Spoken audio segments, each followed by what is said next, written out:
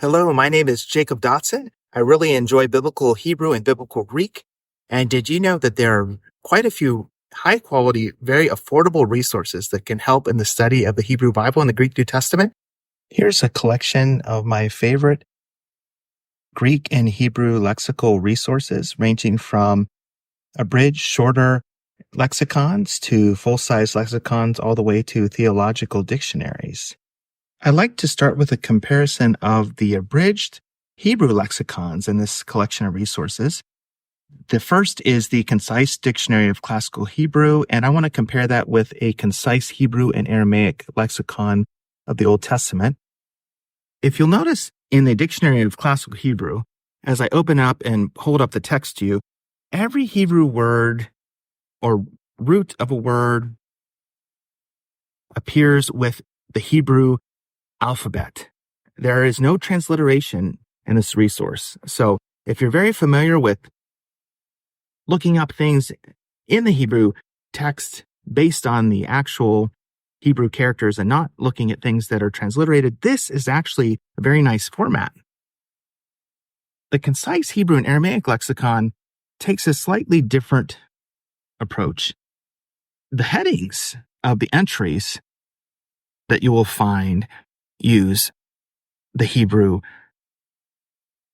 characters, but the actual parts of the entries, as you look closely, are transliterated.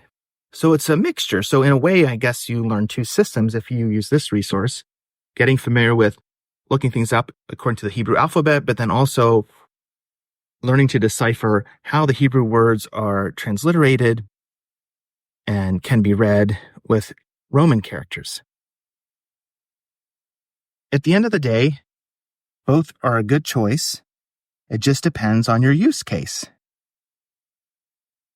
The suggestion for Classical Hebrew and our suggestion for Biblical Hebrew. And so there you have these two options. Now, if we wanted to go into more depth, what we would want to do then is to move on to the category of full Hebrew lexicon. And for that, we would recommend the classic Brown-Driver-Briggs Hebrew-English lexicon of the Old Testament. Now, this resource has been in continual usage for over 100 years, is well established in the field of Old Testament studies, and is an excellent source to recommend. And when I was in seminary, we often asked the question, what lexicon should we use? Should we use Holliday's Concise Aramaic lexicon, or should we use Brown-Driver-Briggs? And our professors would often say it's a tough question because Holliday's is very easy to use. All Hebrew words are alphabetized, whereas Brown-Driver-Briggs is well established in the field. The entries are more comprehensive. You have many additional examples of usages of particular Hebrew words. And in addition to that, this does also offer etymologies and comparisons with other Semitic languages, cognate languages that are related to Hebrew. So that is something that this also offers that is not available in the concise form of Halot or the Hebrew and Aramaic lexicon of the Old Testament. But this one is harder to use because everything is organized under the three-letter root of the Hebrew words. Fortunately, for those who are less comfortable being able to identify each word by its three-letter root, a number of volumes of the Brown-Driver-Briggs in the back have an index, which can help you look up the word you're looking for, finding it, and then finding which page it appears on. So in those cases, even if you can't identify the root, you can still find the lexical form of the word that you need, and then find its page number and quickly navigate to that place, which is helpful. This is more difficult to use, but more expansive, and definitely something that would be recommended for more serious study of the Hebrew Bible. Now that we've had an opportunity to view our concise and our full-length lexicons for Biblical Hebrew, it's important to also look at a theological dictionary. And so what we'd like to do for that is look at the Theological Wordbook of the Old Testament. And what the Theological Wordbook of the Old Testament is going to do for us is take the information that we have in a typical lexicon and express that information more in a narrative or discussion format. And this particular resource will offer the Hebrew root and give us basic definitions for how the Hebrew word is used, and also provide derivatives of that Hebrew root, just like we would find in our other lexicons. But then what we have in addition to that is more full-length discussion. And this is particularly helpful if one is not so comfortable decoding all of the abbreviations that are in the abridged and full-length lexicons, and one would prefer to have the information explained in a fuller form. And so this resource helps in that way. And this resource also helps in identifying the theological meaning that these words had at different periods in Israel's history, as the words are explored in the context of different books of the Old Testament. And this resource also has numerous bibliographies after certain entries, and we'll find them towards the end for different words. And that could be particularly helpful.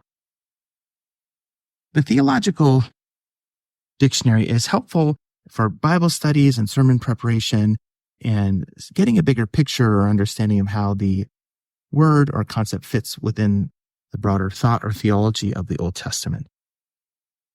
If you only had funds for one of these resources, I would probably recommend, if you were comfortable with diving into the Hebrew and finding your way through it, the Brown-Driver-Briggs, because of its comprehensiveness. But as we said before, the concise lexicons have their place. These are more updated in some ways than the Brown-Driver-Briggs in certain entries. And the Theological Wordbook can be very useful. And in particular, if one is not quite as comfortable diving into some of the information within the lexicon, it's still really valuable to consult that resource. So there you have it. Those are some of the main affordable and also quality resources for biblical Hebrew that are available and out there right now. I chose specifically just to focus on one volume resources. There are numerous other more extensive multi-volume resources that could be recommended, but the challenge with those is when you move to a multi-volume work, it becomes more expensive. And so that renders it more difficult to own and in some cases to have access to. So now that we've concluded the discussion of the Hebrew resources, we would like to turn our attention to the Greek New Testament. And similar to the situation for the Hebrew Old Testament, we have the same types of categories of resources available to us. We have a concise Greek lexicon, and I really recommend this one by Frederick Donker.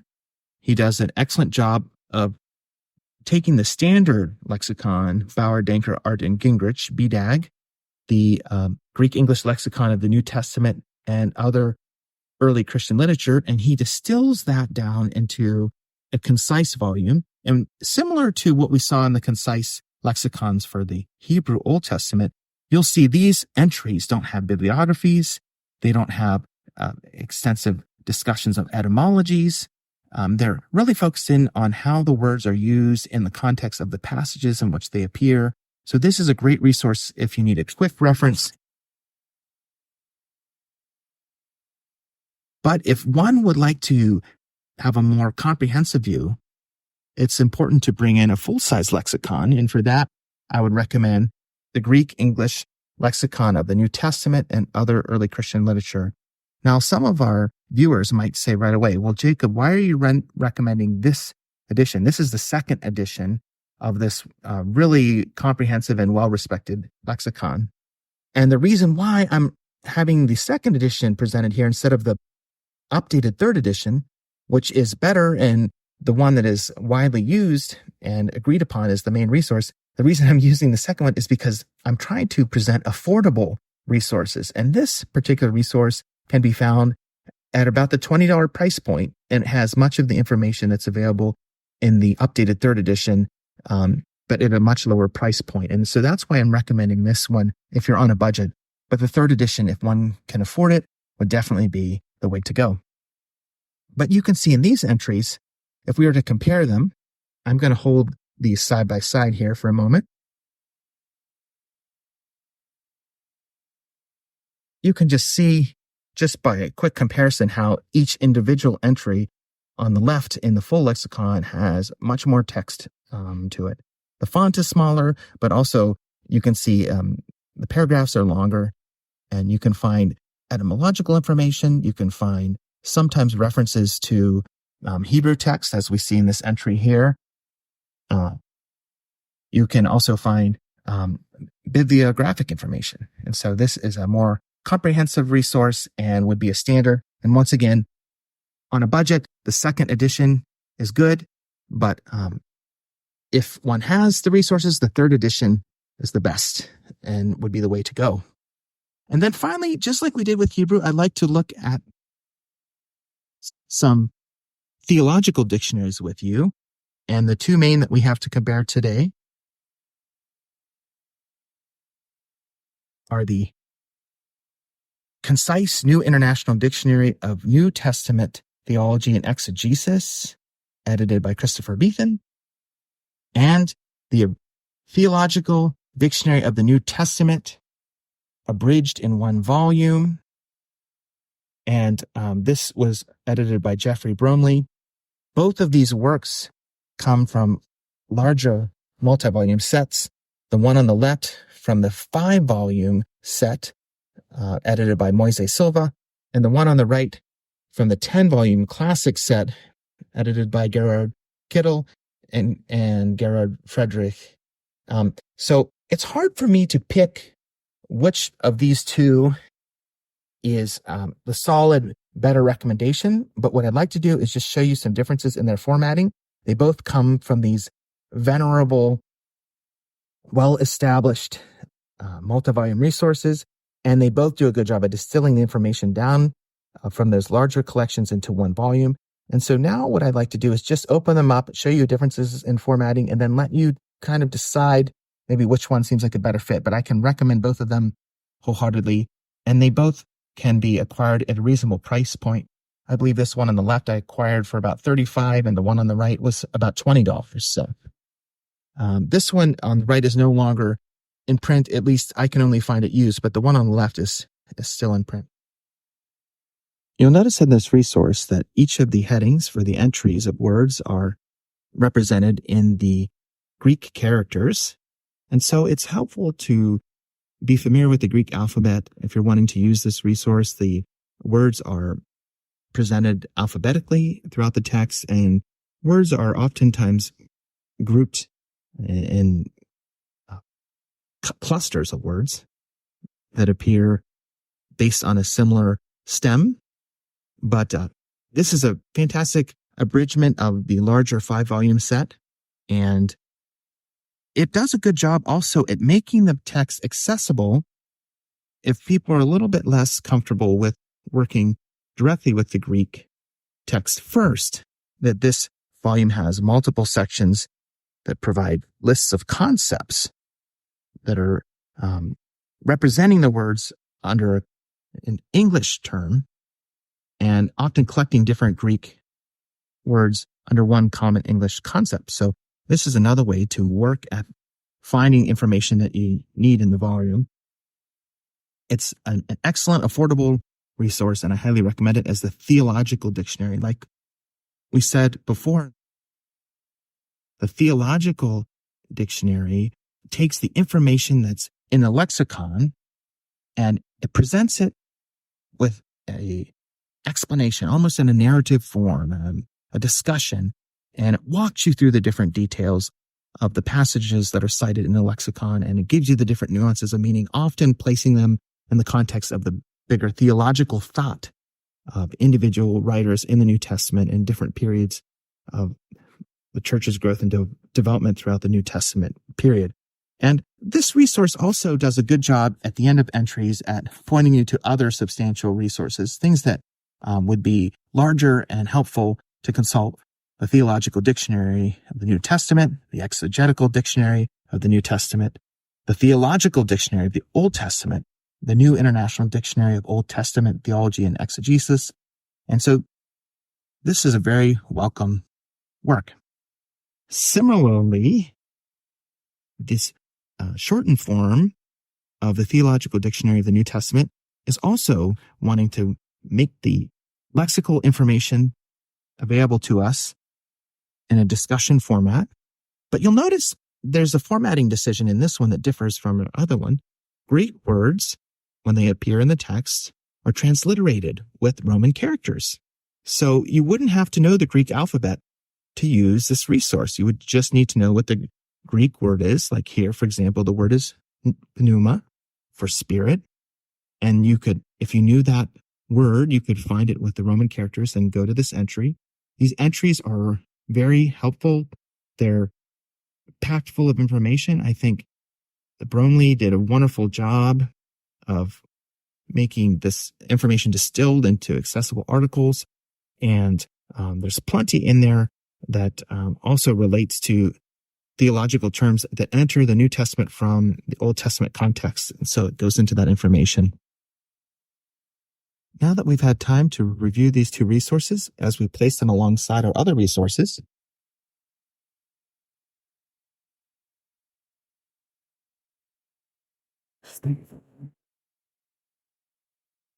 we're reminded that there is truly a unique tool for each need present in the study of the New Testament. We have our concise, quick option, a full lexicon, which is good for deep study, and our two theological dictionaries, which are very helpful for preparing for sermons, for Bible studies, and also can give help in interpreting the information available to us. Thank you so much for watching this video. I hope that it was helpful to you as you continue to go deeper in your own understanding of biblical Hebrew and biblical Greek. Hopefully this will assist you as you weigh options for your own studies. And thank you again for taking time to explore this video. Until next time, goodbye.